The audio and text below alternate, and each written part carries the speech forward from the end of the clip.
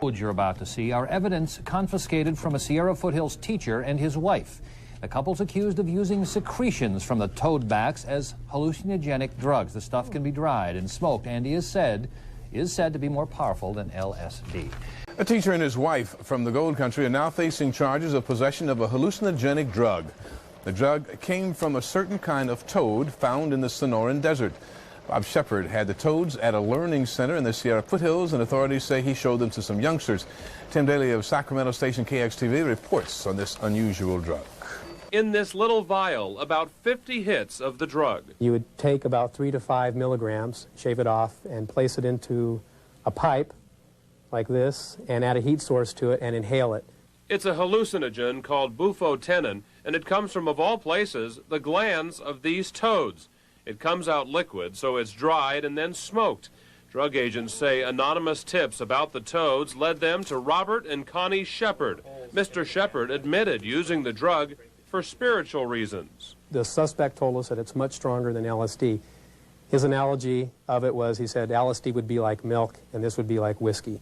What's perhaps most surprising about the suspects, both are teachers. Connie teaches preschool.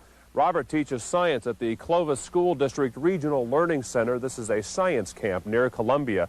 He is on administrative leave with pay while the charges are investigated. He kept them in the science building, and he did say that he did show them to the students at the school strictly as a specific species of toad, that he did not explain to them what else they could be used for. The Shepards live at the science camp but aren't talking. The toads are found in Southern California and Arizona, which is where they'll be taken and released. In Angels Camp, Tim Daly, News 10. Hi. News Center 4's health and environmental reporter Dr. Tom Linden joins us with the latest on a strange and, I guess, desperate practice, isn't it, Tom?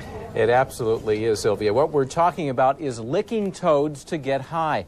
Now, for years, various Indians of Central America have ingested the hallucinogenic secretions of toads, but that practice, according to the Drug Enforcement Administration, is against the law.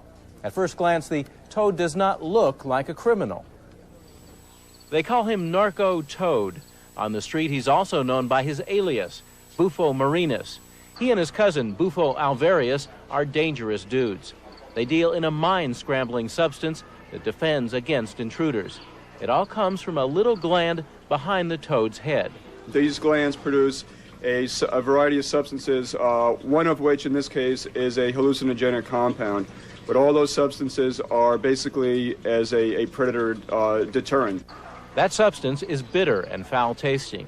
It blocks nerve transmission. It can affect the heart. It also can get you high. The hallucinogenic compound of bufotoxins sometimes do create a feeling of airiness or flying and things like that, and we believe that the witches flying around on broomsticks is probably due to the toad component of the witch's brew. These are crystallized secretions from a toad. A substance like this killed 4 people in Australia last year. In fact, possessing the secretion with intent to use it to get high is a federal offense. In order to do any legal action against a person, we'd have to prove drug intent, that you, like conspiracy to lick a toad or conspiracy to sell a toad to lick or something of that sort. If you want to get one of these toads, forget it. The zoo tells us that Bufo Marinus is restricted in California. The toad has been introduced in places like Florida, and it's done a lot of damage there.